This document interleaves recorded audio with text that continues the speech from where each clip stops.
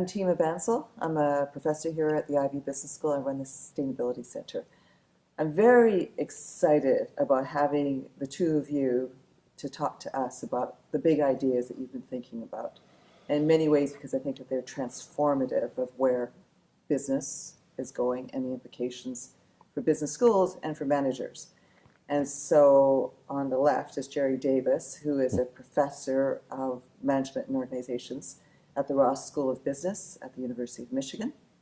And on my right is Dirk Matten, who is a professor of corporate social responsibility at the Schulich Business School at York University. And interestingly enough, both of you have been or are associate deans of research or business impact. And so I think it gives you this big picture perspective that is often missing when you're on the ground just trying to solve the real problems. So the starting place then for me is, what are, you think, the big transformations that's happening in our organizational context that require our attention? Jerry, do you want to start?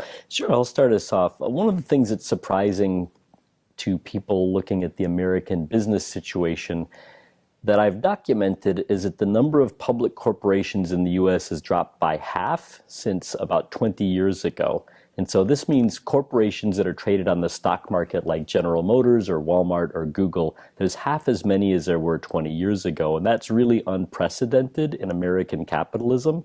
And if you ask some folks, why has this happened? Venture capitalists might say, oh, it's regulation. But I think it really isn't. I think that that's a shift in the underlying nature of capitalism and the way that we organize business. So the simplest way to put it is, it used to be that if you wanted to make something and sell it, you had to build a factory and build a distribution channel. Now, anyone with a credit card and a web connection can rent a factory, rent the distribution channel, put up a storefront on Amazon. And so it's much easier to start and grow a business without laying out a big investment.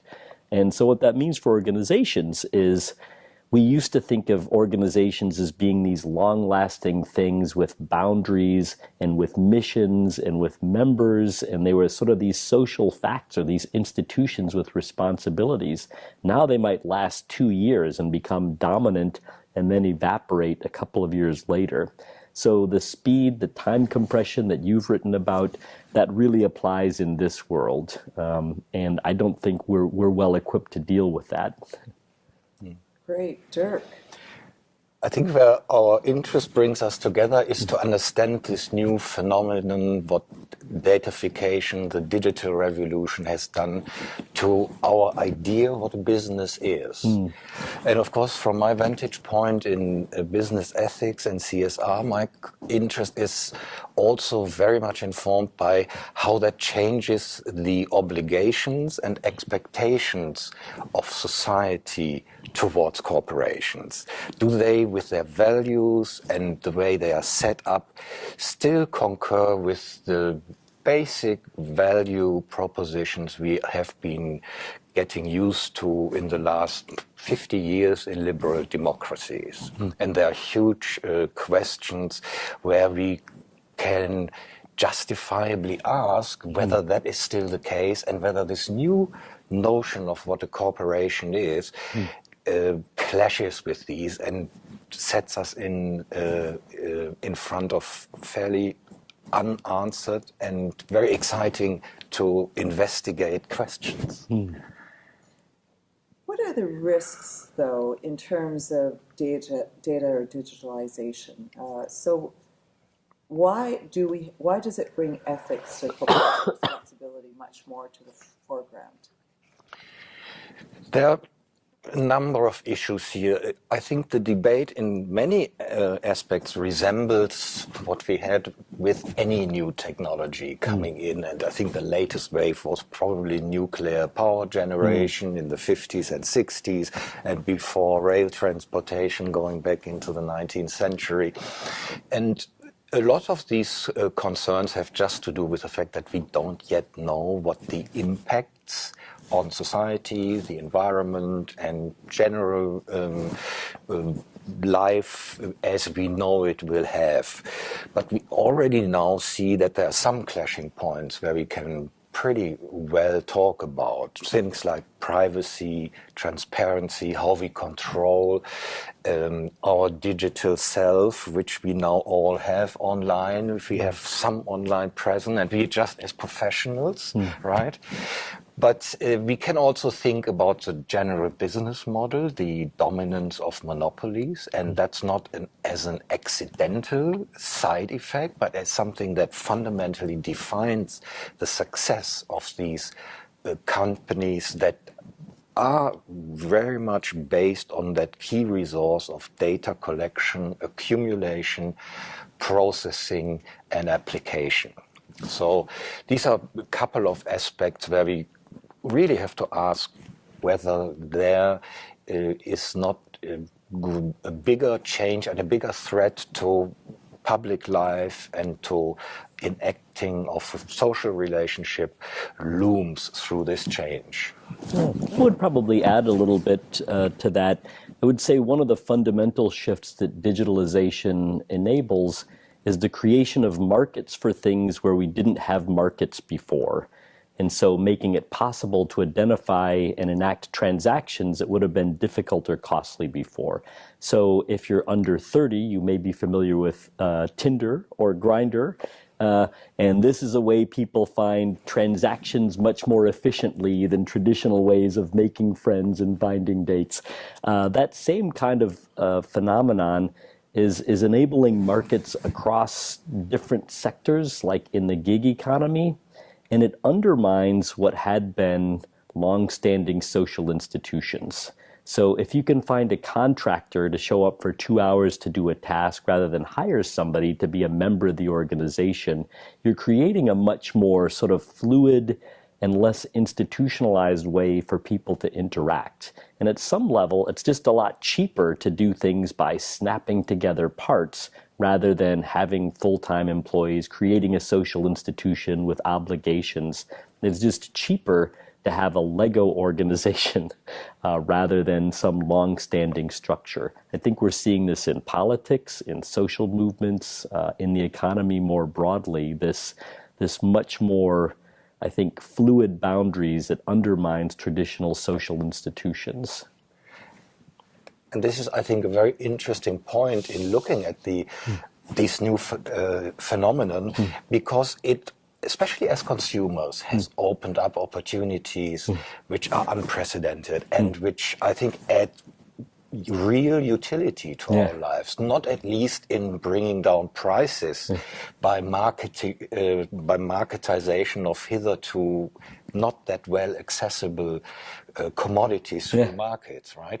And I think that is the attraction and the strength, and that I think is something we definitely have to mention in the classroom and bring to our students, because candidly, especially for students that go to business school, there is, quite considerable opportunity looming in this particular new economy. But it also, I think, creates, of course, some of the question, caveats and concerns that inform some of my thinking.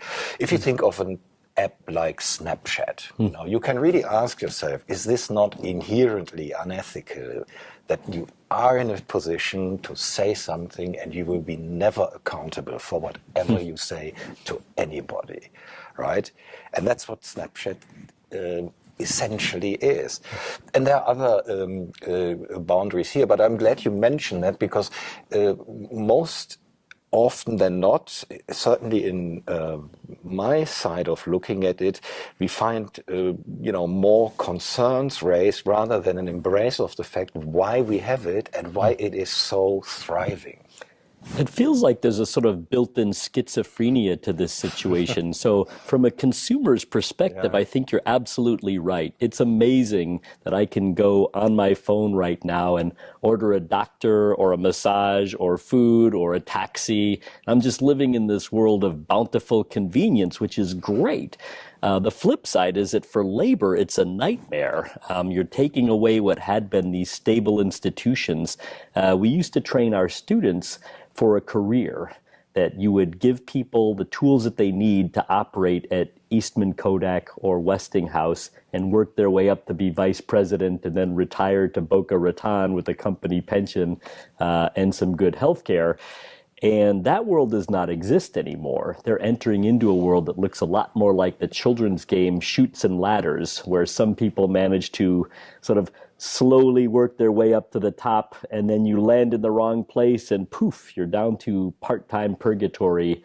Or you're working at Lehman Brothers and now you're unemployed. You're working at Sears as an executive vice president and now you're unemployed. And so it feels like there's this level of uncertainty there. It makes it very difficult to plan a career. So if you go to business school thinking, and then I'm going to go to work for a big investment bank like Bear Stearns, there's just this lack of stability that makes it very difficult to prepare for a long-term career that the way that people used to. So now we need to prepare people for a world that could be changing radically every 3 years. I mean, my own feeling about business education is that business schools should start to look a lot more like Waldorf schools, where you train people, basically liberal arts, to better understand how to operate in the world and less of sort of the purely technical skills. So just focus on transferable skills, which then can be applied in whatever world we don't yet know they might once enact them. Right? Yeah, this is the sad part of it. So in the United States, business is the most popular major by far, and the liberal arts are really suffering for this. Well, I don't want a world that doesn't have any philosophy majors. I don't want a world that doesn't understand what the broader implications of our actions are. There's a reason why there's something has gone wrong where entrepreneurs are often college dropouts that never made it to their ethics class. So maybe if Zuckerberg had actually stuck around long enough to learn some of what they teach at Harvard, maybe he wouldn't have destroyed democracy so quickly. I mean, there is a clear disdain for academic education in this industry. Peter Thiel, the billionaire, he gives scholarships to dropouts, not scholarships to those who finish college. Yeah. I mean, that's a very different mindset. Coming to your description of, the change of labor in this economy. I mean, if we think of the beginning of the Industrial Revolutions, we had dark satanic mills, Charles Dickens, and well documented. Are we in a transition phase, or is this going to stay? Because we could as well argue that this digitalization and datafication of the world creates more market and makes markets more efficient. Maybe we are just going through a transition, and at some stage, market signals from labor will be computed in a way that some of these extremes will be addressed.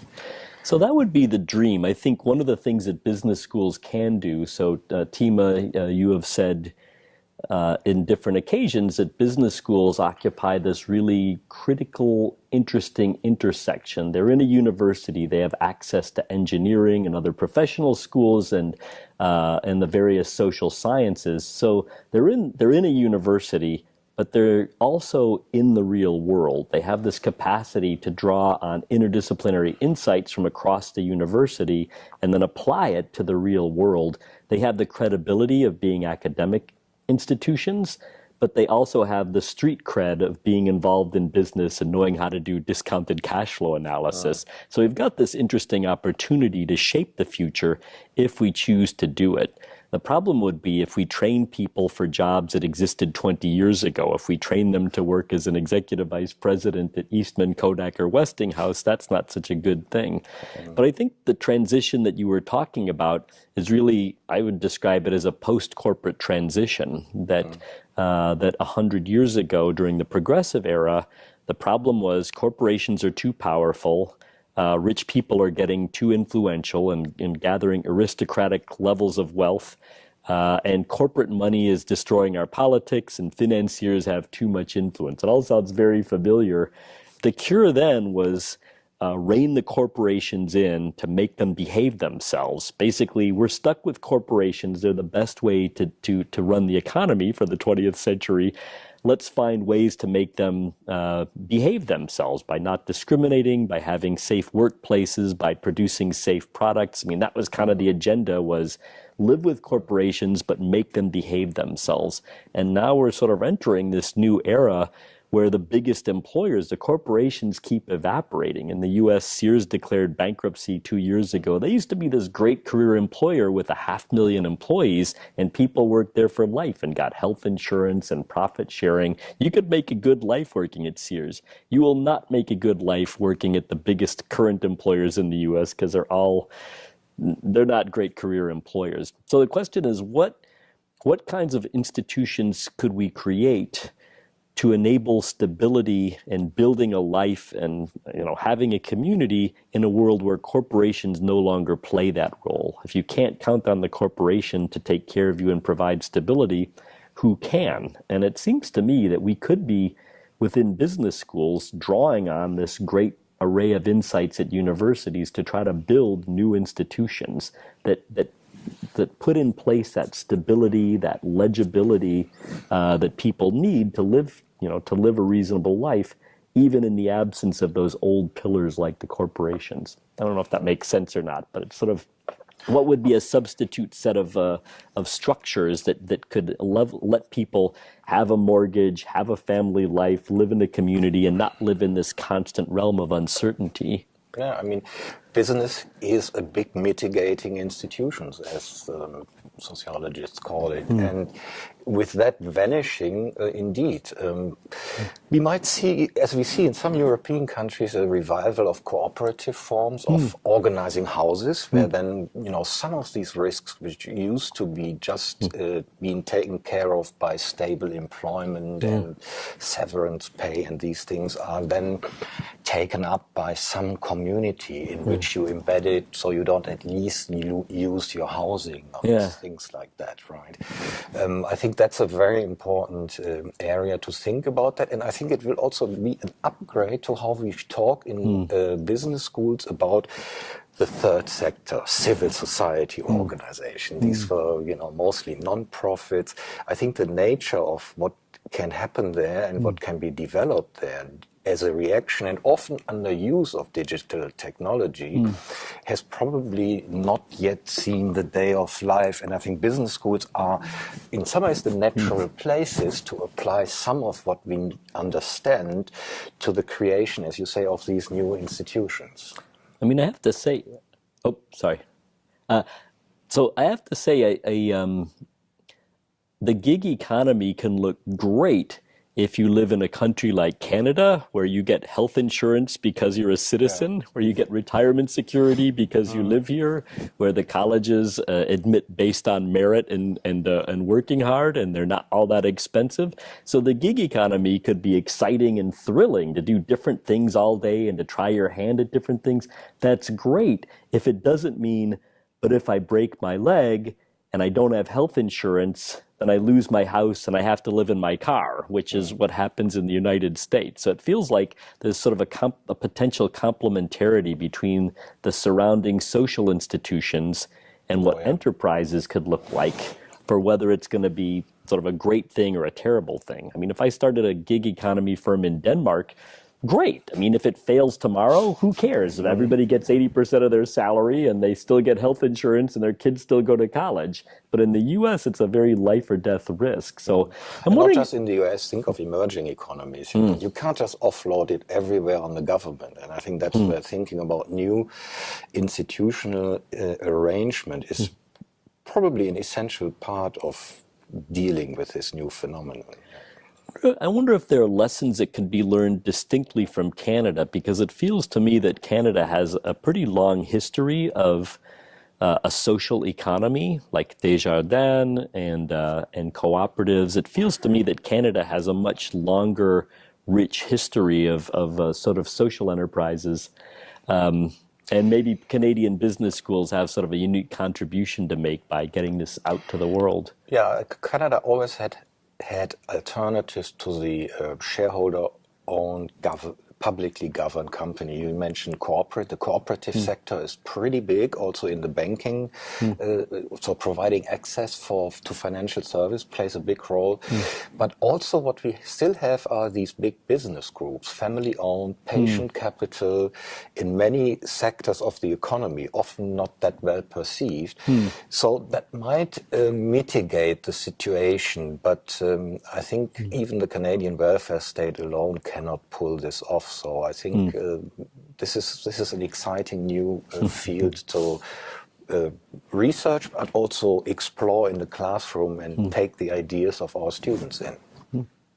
You know, I'm left with just a couple of thoughts because I love this conversation. One is that I feel the conversation is moving towards this incredibly rapid, superficial imbrication, not even, but the creation and destruction of businesses, and we don't know exactly what that will be or where it will happen, and that creates this uncertainty. And that uncertainty, though, can only work if we have this certainty that layers over it. Yeah. So it's almost like the uncertainty will become turbulent and destructive unless we create that sort of safety net or whatever that you want to call it. And that business schools have this ability, though, to start to think, and this is where, Dirk, I think your ideas really fit into this, is this notion of creating community-based organizations. So that the certainty doesn't have to be in the federal government necessarily, but it can be in the cooperative, it can be in the municipality, it can be in other forms of organizing that aren't the forms that we're used to. And that we in business schools have this opportunity to convene across sectors. And we have this need, I think, to ask questions more so than necessarily provide answers. Because we don't know the answers right now. So there's this future that no one is able to predict. But if we get the right people in the room and we ask the questions, then we can collectively at least try to fill in some of the blank space that we don't know what it looks like. So thank you to you both. Thank you. Thank you.